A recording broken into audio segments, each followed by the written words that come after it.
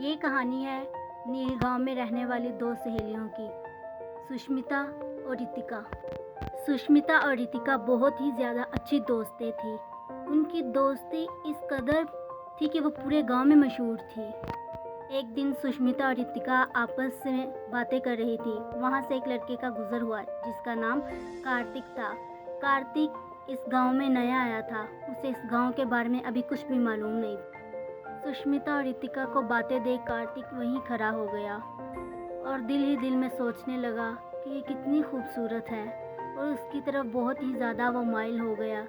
जितनी देर सुष्मिता और रितिका आपस में बातें करती रही उतनी देर ही कार्तिक उनकी बातें सुनता रहा और दिल में ये ख्वाहिश करने लगा कि काश इस लड़की से एक दफ़ा बात हो जाए।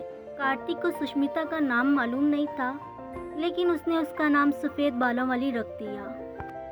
अगले दिन रितिका की दादी और उसकी माँ टीवी लॉन में बैठे चाय पी रही थी। रितिका की माँ कहने लगी, माँ ये जो सुष्मिता है कितनी प्यारी बच्ची है। माँ मुझे तो बहुत ही ज़्यादा प्यारी लगती है।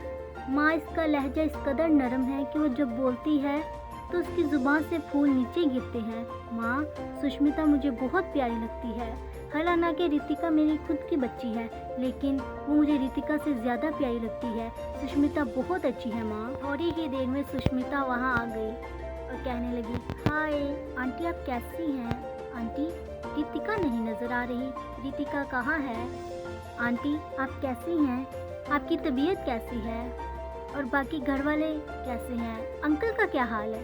आंटी रितिका कल मुझसे मिलने नहीं आई, तो मैंने सोचा पता नहीं क्या बात है, मैं खुद ही मिलाऊं। रितिका की माँ बोली, बेटा मैं ठीक हूँ, तुम कैसी हो? बेटा रितिका अभी तक तो सो रही है, कभी तक कमरे से वो बाहर नहीं आई। इतनी वो कमबख्त है, उसने कभी ये नहीं सोचा कि मैं अपनी माँ की थोड़ी सी मदद कर दूँ, थोड़ा सा हाथ बटा दूँ। सारी रात तो मोबाइल इस्तेमाल करती रहती है, कभी टीवी देखती रहती है और सारा दिन नींद पूरी करती है। सुष्मिता कहने लगी, आप परेशान नहीं हो आंटी, मैं उससे कमरे में मिल के आती हूँ। सुष्मिता जब कमरे में आई तो रितिका अभी तक सो रही थी। सुष्मिता सोचने लगी, ओहो अब पता नहीं इसको मैं उठाऊँ या ना उठाऊँ, मैं क्या करूँ अब। सुष्मिता कहने लगी, रितिका उठ जाओ, तुम कब से सो रही हो?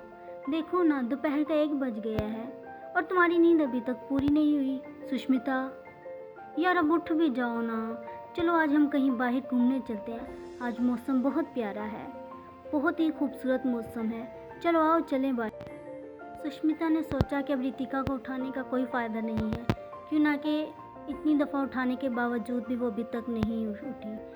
सुष्मिता को लगा कि अब उससे वहाँ से जाना चाहिए। थोड़ी देर रुकने के बाद सुष्मिता अपने घर को वापस आने लगी। जब सुष्मिता उदास होकर अपने घर को वापस आने लगी तो सामने से ही कार्तिक भी उसी रास्ते से आ रहा था। सुष्मिता को देख के कार्तिक बोला, हाय कैसी हो तुम? दरअसल मैं इस गांव में नया हूँ, क्या तुम मेरी दोस्त बनोगी?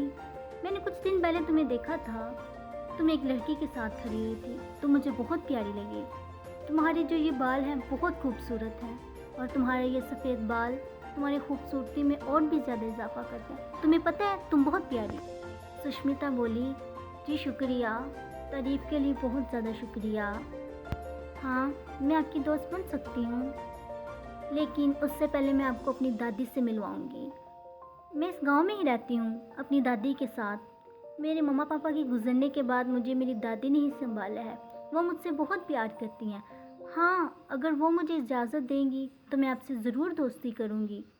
मुझे लगता है कि शायद आप दोस्ती के काबिल हैं, आप भी बहुत प्यारे हैं। चले आइए मेरे साथ, मैं आपको अपनी दादी से मिलवाती हूँ। वो मेरा इंतज़ार कर रही होंगी, मैं सुबह से घर से निकली हुई हूँ, वो मेरे लिए परेशान हो रही हैं। सुष्मिता कार्तिक के साथ घर आई और आके अपनी दादी से कहने लगी, दादी ये कार्तिक है, ये मुझे रास्ते में मिला और कहने लगा कि मैं आपसे दोस्ती करना चाहता हूँ, लेकिन मैंने इन्हें कहा कि पहले मैं अपनी दादी से इजाज़त लूँगी। अगर वो इजाज़त देंगी तो मैं आपसे दोस्ती कर लूँगी। दादी अगर आप इजाज़त देती हैं तो क्या मैं इससे दोस्ती कर सकती हूँ? दादी आप जैसा कहेंगी मैं वैसा करूँगी, क्योंकि मैं आपसे बहुत ज़्यादा प्यार करती हूँ और आप भी मुझसे बहुत ज़्यादा प्यार करती हैं। कार्तिक कहने लगा, हाय दादी आप कैसी हैं, क्या हाल है आपका? तबीयत कैसी है? दादी, मुझे सुष्मिता बहुत प्यारी लगी है। सबसे प्यारी बात कि बहुत प्यारा बोलती है, इसका इखलाक बहुत अच्छा है, और दूसरी बात ये बहुत ज़्यादा खूबसूरत है। दादी, अगर आपकी इजाज़त हो तो क्या मैं सुष्मिता से दोस्ती कर सकता हूँ? मैं वादा करता हूँ कि मैं इसे हमेशा खुश रखूँगा, इसे कभी कोई परेशानी नहीं आने दूँगा। दादी, सुष्मिता एक बहुत ज़्यादा अच्छी लड़की है और मैं चाहता हूँ कि उसको उस जैसा ही लड़का मिले जो उसका ख्याल रखे। दादी बोली, हाँ हाँ बेटा, तुम इससे दोस्ती कर सकते हो, तुम दोस्ती के लायक हो, लेकिन इस बात का ख्याल रखना कि सुष्मिता को कभी कोई तकलीफ न आए। सुष्मिता मेरी इकलौती पोती है, इसके माता पिता जाने के बाद मैंने ही इसका ख्याल रखा, इसे पढ़ाया लिखाया और इसे बड़ा किया। तुम ख्याल रखना, इसे कभी कोई तकलीफ ना आए, मैं इसे बहुत प्यार करती हूँ। कार्तिक बोला, दादी आप परेशान नहीं हो, मैं वादा करता हूँ मैं इसका बहुत ज़्यादा ख्याल रखूँगा, इसे कभी कोई तकलीफ नहीं आने दूँगा और इसके दिल की हर ख्वाहिश पूरी करूँगा। मैं आपसे वादा करता हूँ दादी जान। रात को घर आकर कार्तिक ने सुष्मिता को कॉल की और कहने लगा, सुष्मिता मैं बहुत उदास हो गया हूँ, क्या तुम मुझसे मिल सकती हो? सुष्मिता, मैं तुमसे मिलना चाहता हूँ। गांव के पास जो बगीचा है, क्या तुम वहाँ मुझे कल मिलने आ सकती हो? सुष्मिता, प्लीज़ आ जाओ ना, मेरा दिल बहुत उदास है, मैं कल तुम्हारा इंतज़ार करूँगा। अगले दिन कार्तिक और सुष्मिता बगीचे में मिले। कार्तिक कहने लगा, सुष्मिता क्या तुम मुझसे शादी करोगी? सुष्मिता, मैं चाहता हूँ हम सारी ज़िंदगी एक साथ गुजारें। सुष्मिता, मैं तुमसे बहुत प्यार करता हूँ, अगर तुम इजाज़त दो तो क्या हम शादी कर लें? सुष्मिता बोली, हाँ मैं भी आपसे शादी करना चाहती हूँ क्योंकि आप मुझे बहुत प्यारे लगते हैं, लेकिन इससे पहले मैं दादी से इजाज़त लेना चाहती हूँ, मुझे यकीन है वो इजाज़त दे देंगी। सुष्मिता और कार्तिक दोनों बातें कर रहे थे और वहाँ से रितिका का भी गुजर हुआ। रितिका दिल ही दिल में बहुत जलने लगी, क्यों ना कि पहली नज़र में उसे कार्तिक पसंद आ गया और वो सोचने लगी कि सुष्मिता हर चीज़ पे अपना हक जमा बैठती है। रितिका वहाँ खड़ी होकर कार्तिक और सुष्मिता की सारी बातें सुनने लगी। वो उनकी बातें सुन के दिल ही दिल में बहुत जलने लगी, उसे बहुत गुस्सा आया। उसका तो दिल कर रहा था कि सुष्मिता को मार ही डाले, लेकिन वो इस वक्त कुछ नहीं कर सकती थी। उसका दिल बहुत बुरा हो रहा था, वो बहुत जल रही थी कि सुष्मिता मुझसे बहुत ज़्यादा खूबसूरत है। रितिका सुष्मिता और कार्तिक को देखकर इतनी आग बगोला हो चुकी थी कि वो जंगल के गलत रास्ते से आने लगी। उसे ये नहीं मालूम था कि वो जिस रास्ते से जा रही है वो चुड़ैलों का रास्ता है और उसे वहाँ नुकसान हो सकता है। उसका दिमाग इस कदर गर्म था कि वो सब कुछ भूल चुकी और अपनी ज़िंदगी को खुद ही खतरे में डाल दिया और नुकसान उठाने लगी। चुड़ैल बोली, हा हा हा, नया शिकार, कितने दिन हो गए मैंने कुछ नहीं खाया।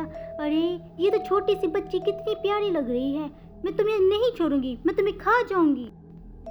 रितिका बोली, नहीं नहीं नहीं चुड़ैल आंटी, आप मुझे नहीं खाए ना, नहीं चुड़ैल आंटी, आप मुझे छोड़ दो, मैंने आपका क्या बिगाड़ा है, मैं तो छोटी सी बच्ची हूँ। अगर आप मुझे छोड़ देंगी तो मैं आपको अपने बदले में 2 शिकार ला के दूँगी। मुझे खाने के बाद तो फिर आपको भूख लग जाएगी, लेकिन हाँ अगर आपको मैं 2 शिकार ला दूँ आपकी तो काफ़ी दिन बड़े सुकून से गुजर जाएंगे। और आपको कितने दिन हो गए हैं, बहुत ज़्यादा भूख लगी हुई है, आपको ज़्यादा भूख लगी है, इसलिए आपको शिकार भी ज़्यादा करना चाहिए। अगर आप मुझे थोड़ा सा समय दे दें तो मैं बहुत जल्दी वो शिकार लेके आ जाऊँगी। रितिका सुष्मिता और कार्तिक को झूठे बहकावों में लेकर चुड़ैल के पास आ गई और कहने लगी, चुड़ैल आंटी, देखो मैंने अपना वादा पूरा किया, अब आप इन दोनों को खा लें, मुझे छोड़ दें, देखें ये कितने लजीज लग रहे हैं, मुझे खाने के बाद तो फिर भूख लग जानी थी। आंटी, चुड़ैल आंटी, देखिए मैंने अपना वादा पूरा किया, आप इन्हें खा लें। ये कहने के बाद चालाक रितिका अपनी जान छुड़ा के सुष्मिता और कार्तिक को फंसा के वहाँ से भाग गई।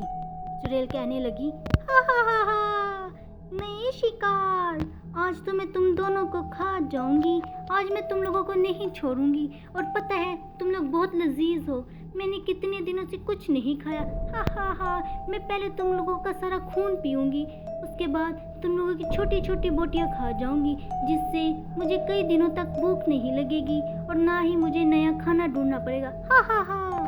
कार्तिक बोला, चुड़ैल रानी हमारी क्या गलती है, आप हमें छोड़ दें, हमने तो आपको कुछ कहा भी नहीं है। रितिका तो हमें जानबूझ के फंसा के यहाँ लेके आई, कहने लगी तुम लोगों के लिए एक सरप्राइज़ है, चलो देते हैं। लेकिन हमें क्या पता था कि जो रितिका ने हमें सरप्राइज़ देना है वो हमारी जान जानी है।